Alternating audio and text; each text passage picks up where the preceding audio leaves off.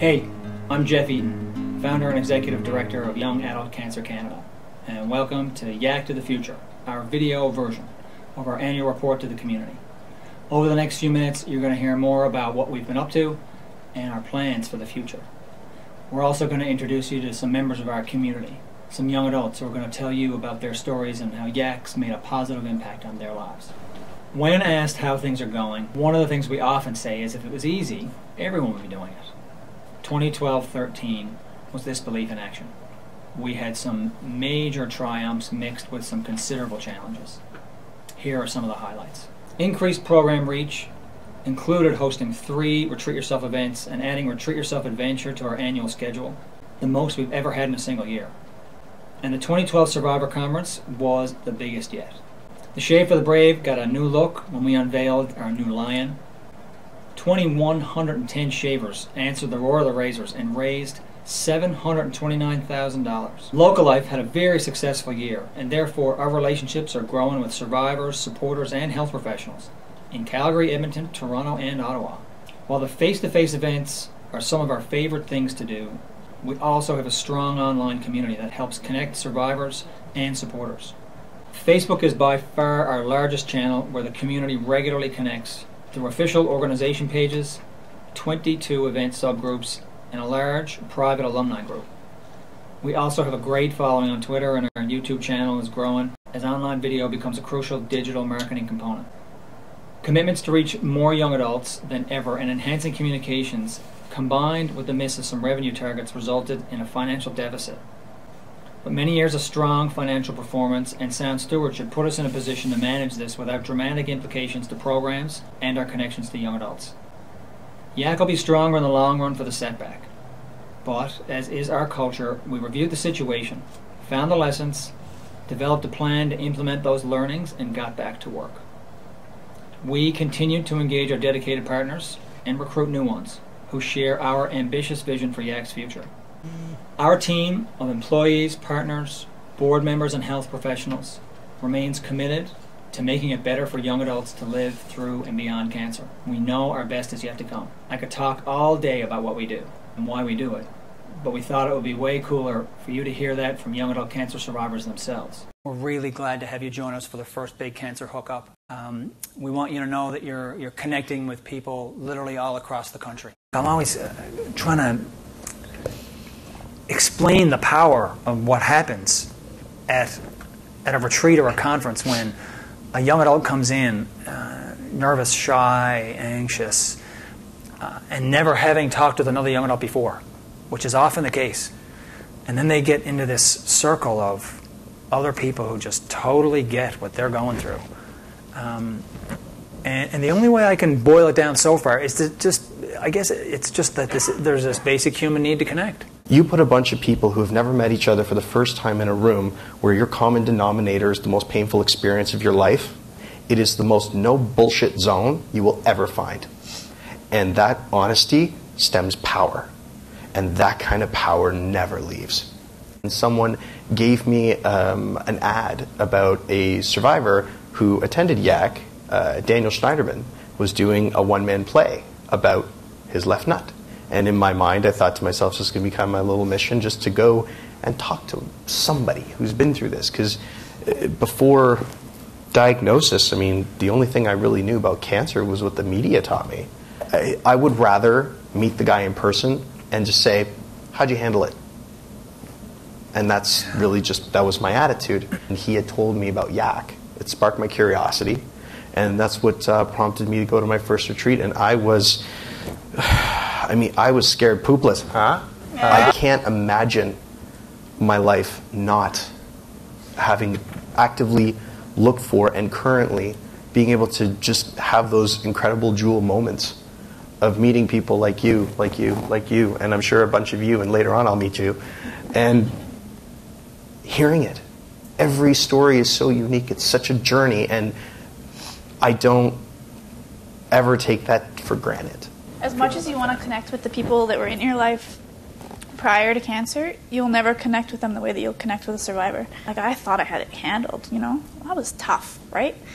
And so I thought I didn't need to talk to anybody. And so that's kind of, I went to this retreat kind of just to please my nurse, really. That's the only reason. I said no probably 20 times. Actually, I'm a people pleaser. So what I did was every time she'd ask me, have you checked it out? And I'd be like, oh yeah, I'm going to do that soon. Yeah, yeah. Just kind of like string her along until I only have 6 months of chemo. Like, I got this. You can avoid her for 6 months. But she just kept asking. And so finally I took the pamphlet, I signed up, and I got on a plane and I showed up in Montreal. And it was scary because I hadn't even dealt with anything. I was still on chemo. I hadn't dealt with all these emotions yet. And I just thought, well, I'm getting a free trip out of it, I guess. So, if nothing else, I get to see Montreal. I never really got it that I needed that connection with other survivors to get through my own journey. Even if it's just, you feel crappy one day and you want to know, has anyone else experienced this kind of thing? Just like fire it off, email, Facebook, whatever. There's people all over Canada that I've met now that I can field these questions to. They know the answers. They've been there, and just to be able to feel like you're not alone is a huge thing. I didn't know I was isolated until I felt what not being isolated was like. The retreat this summer was life-changing and life-saving for me. I didn't want to go. I didn't know what it could do for me. I was severely depressed, and I was fine with being severely depressed. I got into the circle on the first night of the retreat and heard everyone share their stories of diagnosis and a little bit about themselves, and it was like, holy crap, there's other people and I'm allowed to be depressed. I'm allowed to feel as shitty as I feel. And they just got it. I know YACC's thing, and it's so true. That night in Nova Scotia, it saved my life. I would have killed myself if I had walked out of that room, and Steve thankfully made me stay, and Corinne gave me a book that night, and I read it and stayed for the rest of the retreat. And since then I have never looked back and never thought about going back to that suicidal place. There's other people out there going through similar things, and it's pretty spectacular to realize that. Yeah. Thank you for helping me do that, helping me connect. It was my pleasure to introduce you to the newest chair of YACC, Val Pike.